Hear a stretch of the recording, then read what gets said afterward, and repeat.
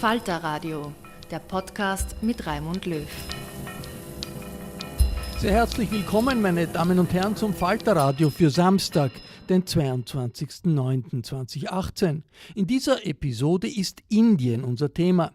Das Riesenland mit 1,3 Milliarden Einwohnern, 2 Dutzend Sprachen und Schriften und 29 Bundesstaaten, in dem seit der Unabhängigkeit von Großbritannien ein Mehrparteiensystem funktioniert.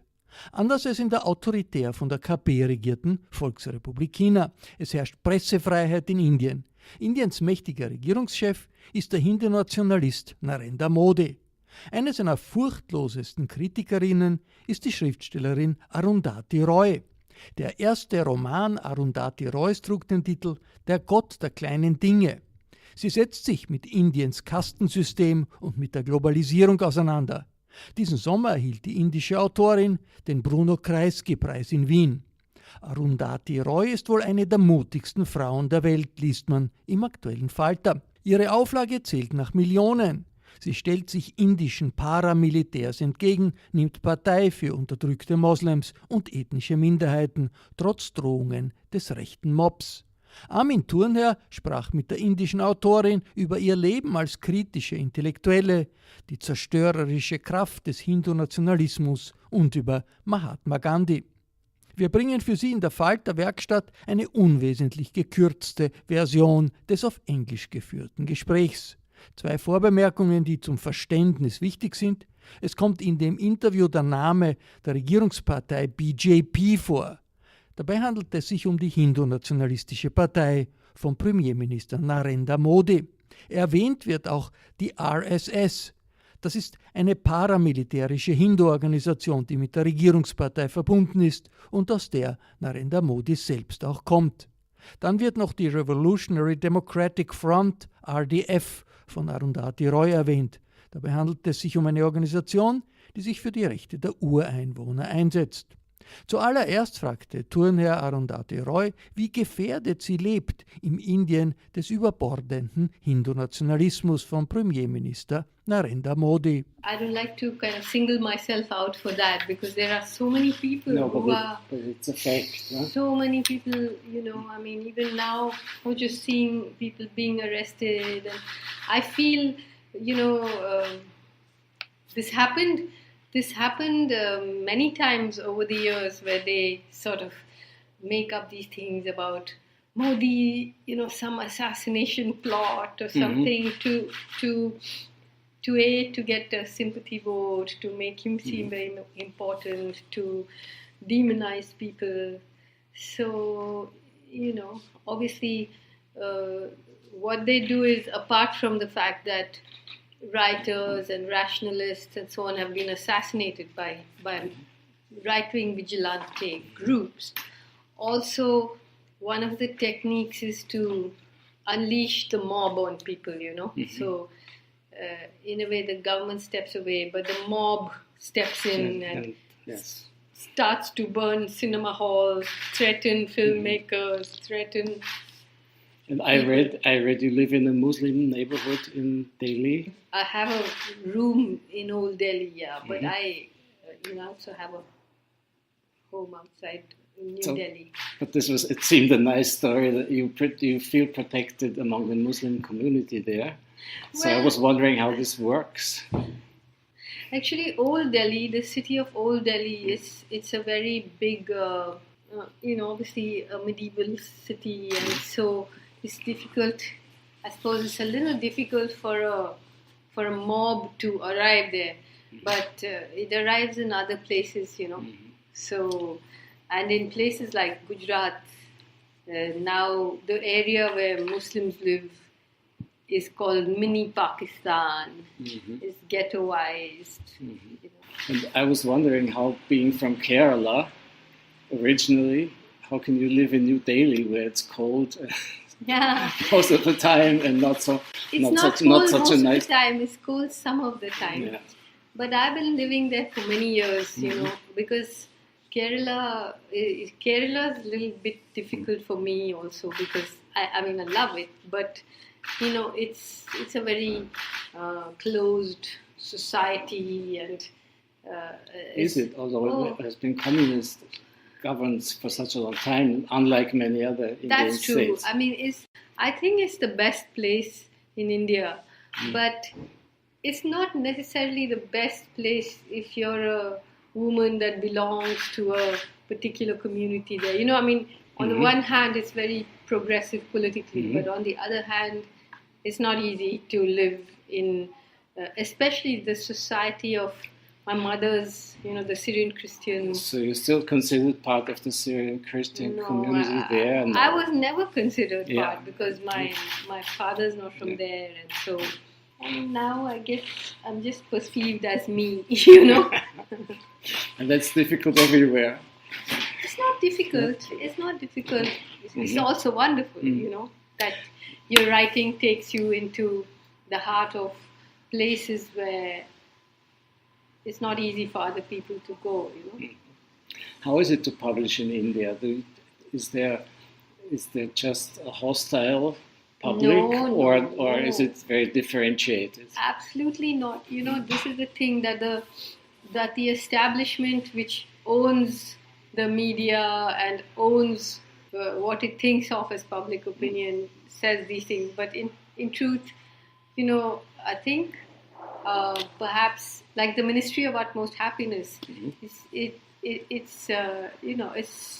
pirated, it's sold on the streets, it's sold at traffic lights, it's sold to me right through the car windows.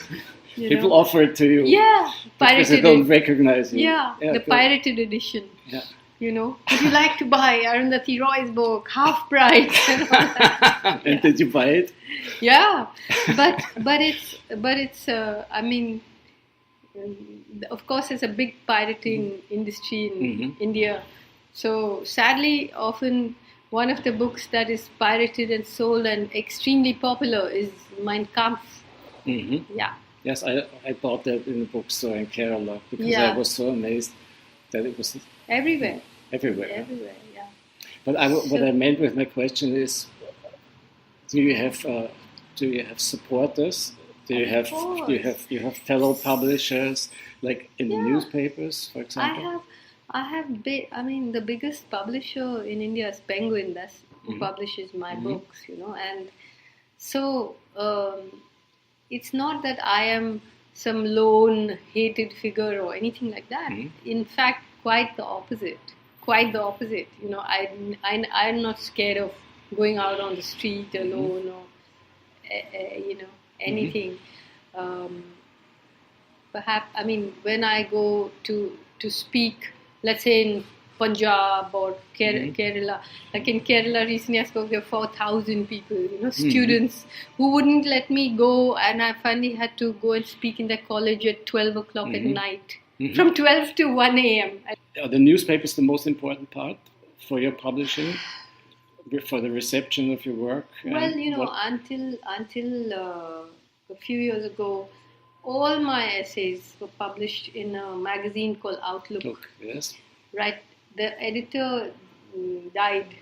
Now, and now magazines have become very, now everything is online and so on.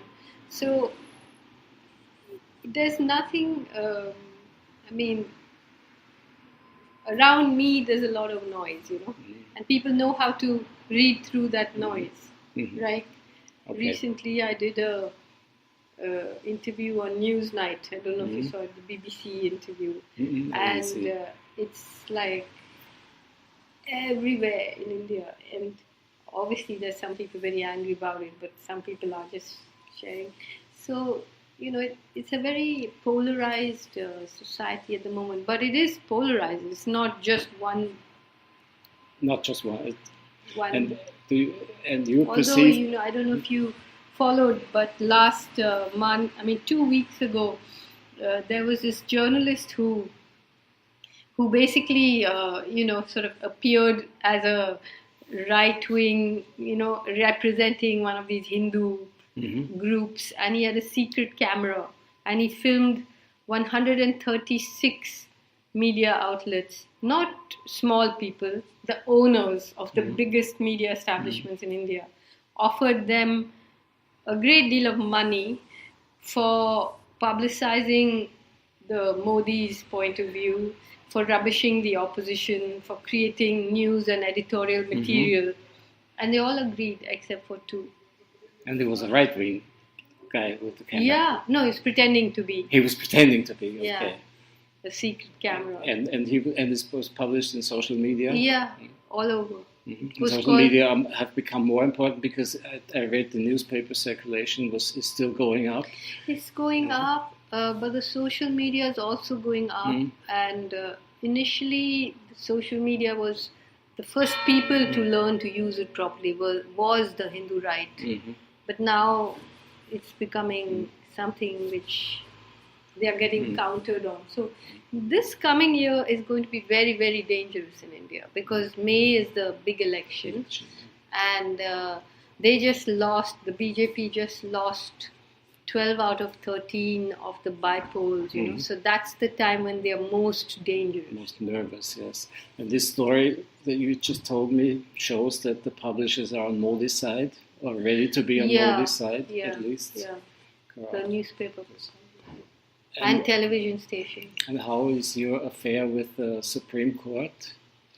Well, the last thing that happened was that I was charged with contempt of court for writing an article called Professor POW about this professor who I know well actually, who's paralyzed from waist down, who's been thrown into jail. And when I wrote about it, they charged me with contempt of court. Which was just criticism of court. It wasn't even criticism. I was saying that, you know, that a paralyzed man in jail is not the same as a normal person. You know, it's a form of torture. Just leaving him alone is a form of torture. So they charged me, but then I had to appeal in the Supreme Court. And the Supreme Court has just sort of stayed all the proceedings. So it's just resting. It's just resting because, you know, to give a judgment in my favor would create a legal precedent which would make the court lose its power. You know, so Modi is trying to take over the Supreme Court, but also I read in an analysis by Perry Anderson, whom I greatly admire, that in India's democracy, the Supreme Court is the most liveliest institution and actually the one that works best. Is that still true? I don't know whether that is true. It's well, the Supreme Court Chief Justice at the moment is considered to be a person who's being blackmailed by the government. So recently, 4 senior-most judges of the Supreme Court came out. It never happened in India before. Do you think there's a possibility for change, or is the Modi government so strong that no? I mean, right now, up elections. Right now, the danger is that the Modi government is shaking, and you know, when he came to power, we thought that they were going to be around for 10 years, but you couldn't imagine how quickly that began to go down. So when he announced the demonetization, you know, it very, very badly affected a lot of people, including their own support base. Small dealers. Yes. Then they announced a new tax called the GST. Again, I mean, big business is not unhappy with it, but what happens is that, you know, it's such a nightmare. You're supposed to file your GST, is called the General Goods and Services Tax, and you're supposed to file it 3 times a month. Okay, that's 36 times a year. And you can imagine poor people, illiterate people, they have no idea. So let's say you're doing leather business.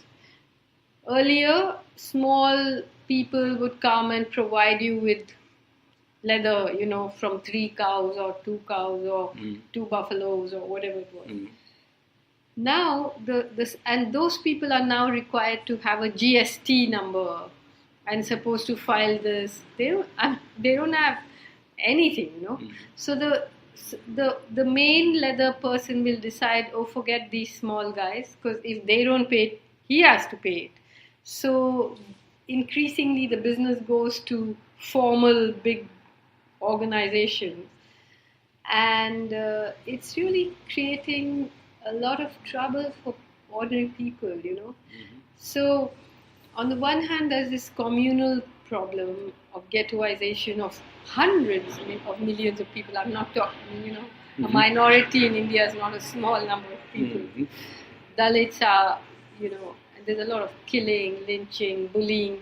And every time you lynch a Muslim or a Dalit on the street, you're pushing that many more people into fear, That many more people frightened to come out and go to the market or do your business or whatever. And there's an economic problem, where,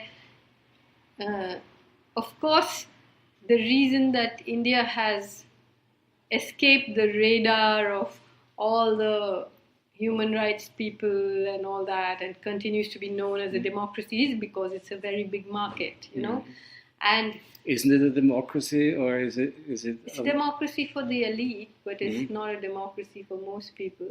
I mean, there's no. Why? Because of two reasons: the caste system and the new authoritarianism. Both. Also for the reasons of communal Hindu-Nationalism. But if you actually think about it, there's not been a single day since independence when the Indian army has not been deployed inside its own borders, So if you look at Nagaland, Manipur, Assam, Punjab, Junagadh, Hyderabad, and you see who is it deployed against. It's always against indigenous people, Christians, Sikhs, Muslims, Dalits. So there's this upper caste Indian state that has held itself together by a military and a police, even at the time when it was supposed to be a democracy. Now it's just open war in places like in central India or in Kashmir. What do you think the solution is? A smaller India, or just a different rule in these places? More independence, more rights for the suppressed minorities. I suppose a kind of a more federalism. But the point is that this Hindu national, you see, the way Indian democracy works is that even with a massive majority in parliament, it's still not the massive majority of people that have voted for them, because there's this what they call the first past the post system. So you may even get 10% of the vote and be in power. So first that has to be looked at, and secondly, you are now looking at a situation where, if let's say theoretically, if the BJP was to win in the way it won last year, it could change the constitution to make it a Hindu republic or whatever, like Pakistan is an Islamic republic. So the odd thing is that the most radical resistance movements in India are fighting to implement the constitution. In your book, you have this character. I think it's like a symbol, I think, for India. You put there. He's being driven into killing himself by just all these people appearing that he tormented or did bad things to. So he finally gets so desperate. Yeah. So is that what you're trying to do? Kind of show India? No, things? I mean, you see that these things are not things that I have invented, because there are people like this and these things have happened. So it's not that I'm trying to do it. It is what is happening, It is, I mean, today you're looking at 1,000 young people who have had pellets shot into their eyes. We are looking at tombstones growing out of the ground in Kashmir like young children's teeth. We are looking at a paramilitary deployed for mining corporations, against the poorest people in the country who are being called terrorists. Poverty seems to be now a form of terrorism for this new way of looking. So yeah, I mean, we're not. Obviously, it's not like. I just think that this thing is seeping up from the ground. It's not coming from the top. It's not just that Modi is a bad guy or something like that. It's seeping up from the ground, and the organization that Modi belongs to, not the BJP but the RSS, 1925, has been working towards this for almost 100 years now. But there have always been moments of Hindu nationalism, even in Ghandi. Of course. But it has never surfaced in power the way it is now. And it's also an international trend of authoritarian leaders.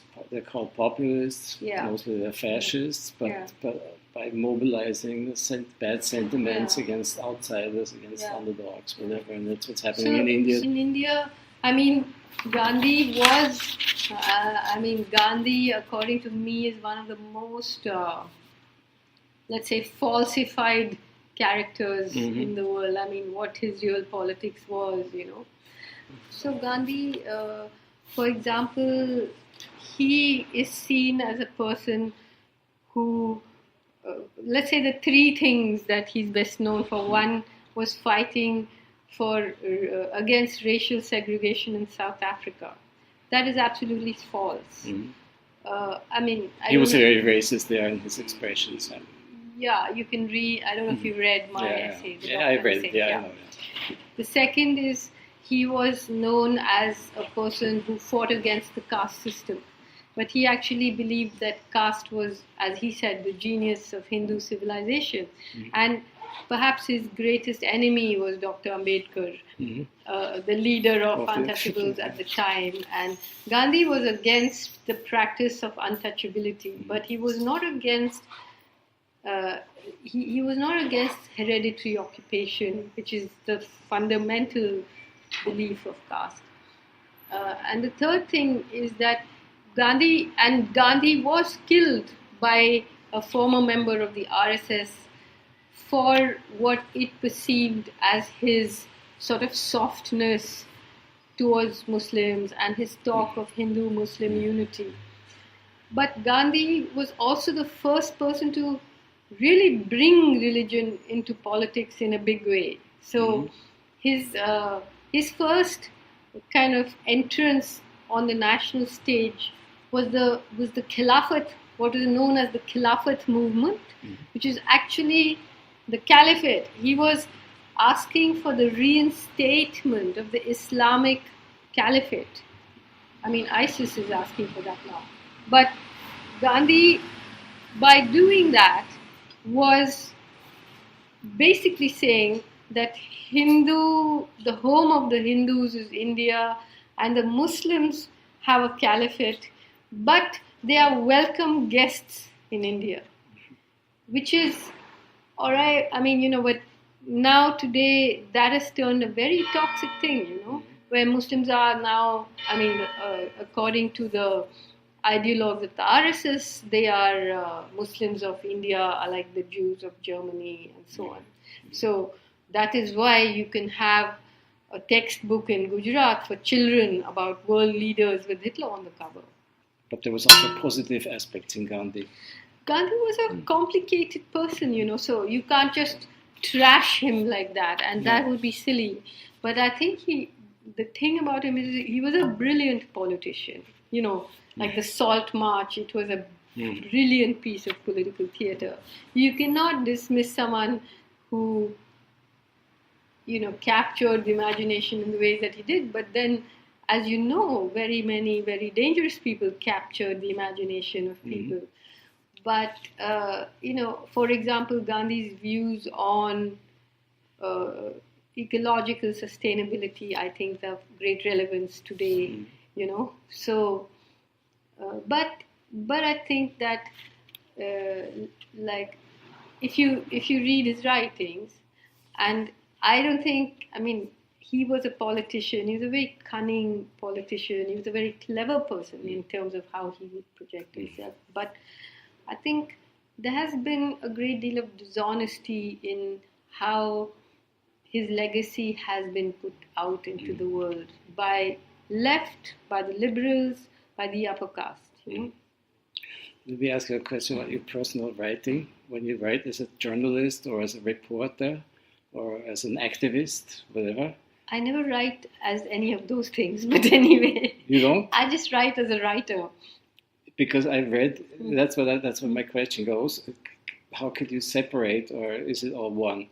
Writing novels and writing other prose, let's put it this way. Yeah, let's say that it's a different form of writing, but it's writing. Mm-hmm. One is an argument, one is an urgent intervention, and one is the construction of a universe. But that's what I was talking about yesterday, that why do we today need to call a writer of political non-fiction an activist? Is it because we've reduced the meaning of writer to mean certain things like that concern a form of consumption and entertainment? Because you would not in the 20s or 30s or 40s or even 50s call a writer like me an activist, But now, because writers have been placed in the heart of the market, so as I was saying, even though the Kreisky Award was given for a political novel, I said there's no such thing, There's no such thing as a non-political novel. If you're writing, if you're a writer writing in Nazi Germany, a love story that sort of forgot to mention that there were Nazis and there were concentration camps, that's a form of politics. If you were writing in South Africa during apartheid and omitted to mention that, that's a form of politics. So I'm just a writer who keeps her eyes open. So I don't think we should even give politics a category, because that reduces it, So but that's not engaged literature, as it would be called. That's not something you will accept. No. I think novels are too beautiful to be used. Thank you very much. Okay. Bye. Thank you very much. You're Have a good welcome. travel back. Thank you. I'll go back to India today. Yeah. Oh, he's downstairs. He's downstairs. Have a nice trip. Bye. Armin, danke schön. Aus der Falter-Werkstatt hörten Sie ein Interview, das Armin Thurnher mit der indischen Schriftstellerin Arundhati Roy in Wien geführt hat. Die prominente Autorin hat den Bruno-Kreisky-Preis für das politische Buch erhalten. Ich verabschiede mich von den Zuhörern, die uns auf UKW folgen im Freirad Tirol und auf Radio Agora in Kärnten. Im Falter können Sie exklusive Interviews mit Gesprächspartnern aus der ganzen Welt immer wieder lesen. Es gibt jetzt ein Probeabo, 4 Wochen gratis. Damit kann man den Falter testen. Oder eben, man kann ihn auch gleich abonnieren. Das alles geht online über die Homepage www.falter.at/abo. Die Signation kommt von Ursula Winterauer. Die Aufnahmetechnik hat Anna Goldenberg unter Kontrolle. Ich verabschiede mich bis zur nächsten Folge. Sie hörten das Falter-Radio, den Podcast mit Raimund Löw.